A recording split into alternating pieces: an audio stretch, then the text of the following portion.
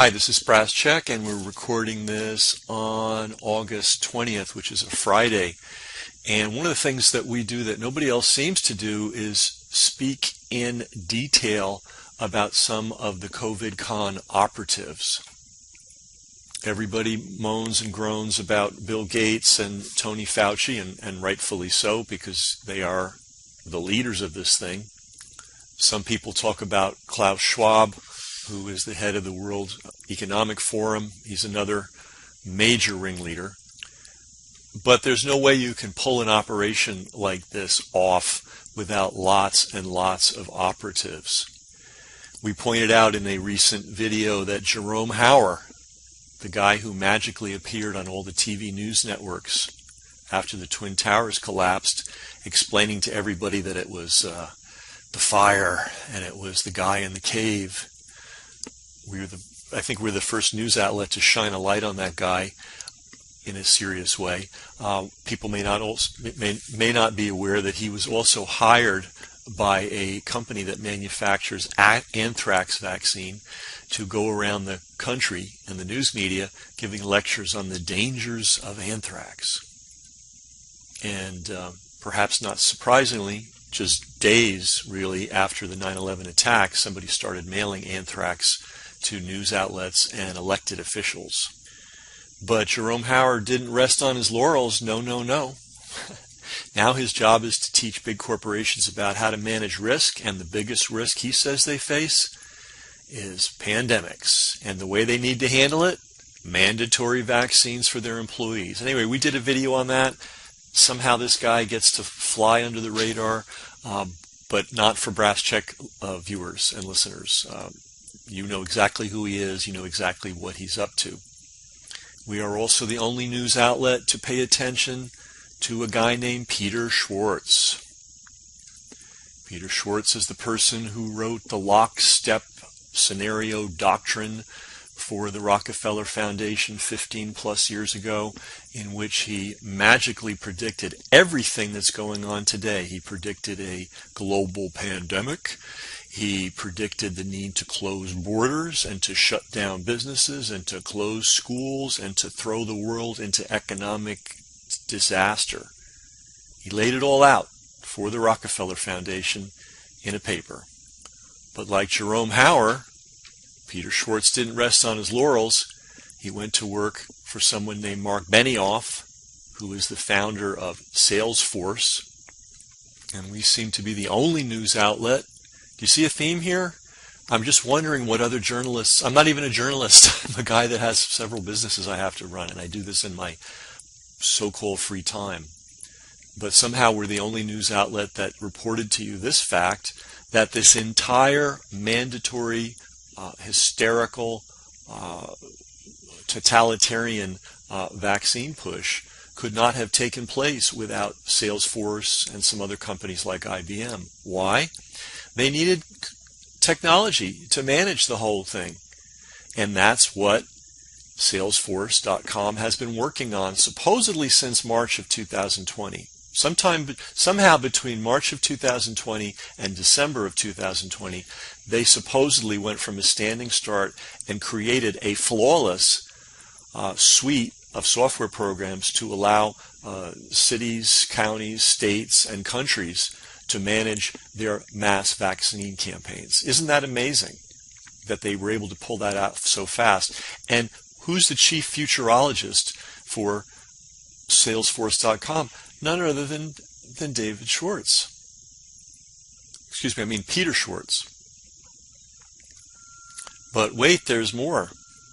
Mark Benioff is not just the founder of Salesforce.com. He is a disciple, a literal disciple of Klaus Schwab of the World Economic Forum. And we've run a video on that where he is basically on his knees worshiping at the altar of Klaus Schwab. And this relationship between Schwab and Salesforce and Peter Schwartz and Mark Benioff, who by the way owns Time Magazine, Mark Benioff does, this relationship is actually pretty old. We found this video which is so old that it predates Hillary Clinton announcing her plan to run for president. And you're going to see Peter Schwartz, again, worshiping at the altar of, I messed up his name, it's Klaus Schwab. It'd be nice if I had an assistant that would help me with fact checking and stuff. I mean, I only get names wrong. Believe me, all these facts are, well, we show you the video. What could be a clearer demonstration? Anyway, the entire interview is long. I imagine few people are going to have a chance to watch it, but it's so interesting because not only does it show the relationship between Schwartz and Schwab, and therefore Salesforce.com, that it's an old one and a deep one, but Schwartz does his best to inject every one of his favorite themes into the interview. These guys are very, very good at speaking in code. Right, here's a little clip, and it all sounds like gobbledygook, and then you have to translate it. And basically what he's talking about is a continuous surveillance program of human beings via mobile technology. Of course, he doesn't say that. They dress it up in glamorous language, but that's exactly what they're talking about. My vision is to create something which is new in the world. To have people really engaged in improving the state of the world, who give more than they take in. But second, you have to combine what we talked about before. You have to combine the emotional intelligence with the contextual intelligence. Or in other words, you have to combine personalized interaction, and then I see who is really Peter Schwartz, with the knowledge and with the possibility to follow up on a continuous basis. And here, of course, interaction technology comes in. So meetings combined with the computer, if I may say so, or the computer is already old-fashioned. I mean, with mobile possibilities to interact continuously. And you may want to go through this several times, listeners, because, again, these guys speak in very thick gobbledygook, and what they say can go right by you. But if you actually slow it down and listen to it, what they're saying is very sinister. For example, here they are talking about dealing with people's resistance to the new technology. What I find most fascinating is the new context in technology. What I see is the third technological revolution. We had first the machine, then we had the information technology revolution, and now we have an overall embracing, I would say, automatization revolution. Say more about that, please. What do you mean by that? What it means is that everything which we are doing will be facilitated, changed, enhanced, enlightened by new technologies. Brain research, of course, the whole new technology in wearables, for example, in information technology. I think for the first time, the human being enlarges its own scope. Yes. And that will be fascinating, but it will also mean a big threat in terms of identity. So the big challenge I see is that the new technological revolution is not changing what we are doing. It's changing us. And here to keep the people on board who do not always understand what's going on, I think will be very crucial. And here's Schwab with Peter Schwartz eagerly nodding his pointy little head that the new technology is going to change people's lives, whether they like it or not. And the big problem is going to be to deal with the resistors to the change. By the way, there's no talk about this benefiting people, right? There's just the technology for technology's sake. And what it is a technology of control, not a technology of making life better, technology of centralized control.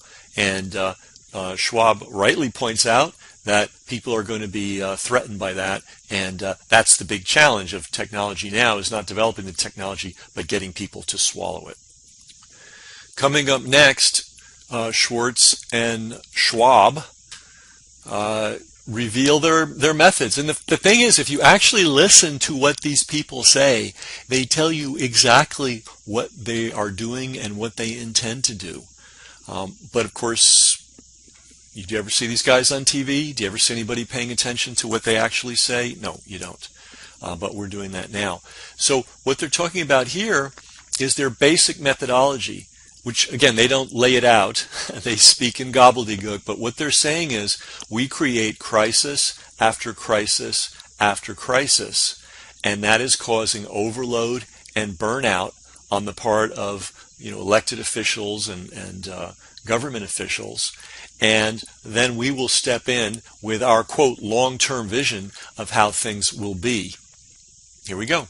How do you think, about the kind of coordination, collaboration of all the key institutions that come together at the World Economic Forum? The government institutions, the UN, the WHO, the state institutions, the United States, Japan, China, and then, of course, the private sector and the NGOs.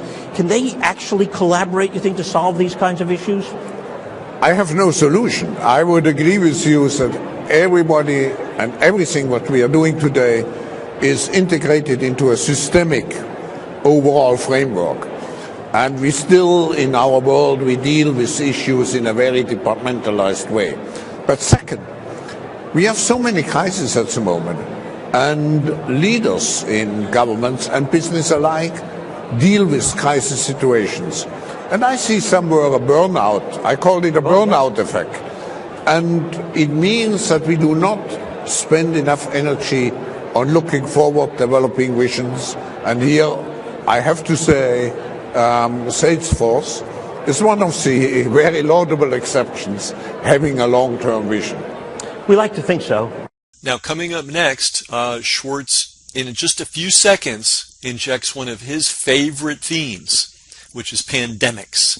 Now remember, this is so long ago that Hillary Clinton hadn't even announced she was going to run for president yet. And Ebola was so new that Peter Schwartz didn't know how to pronounce it correctly.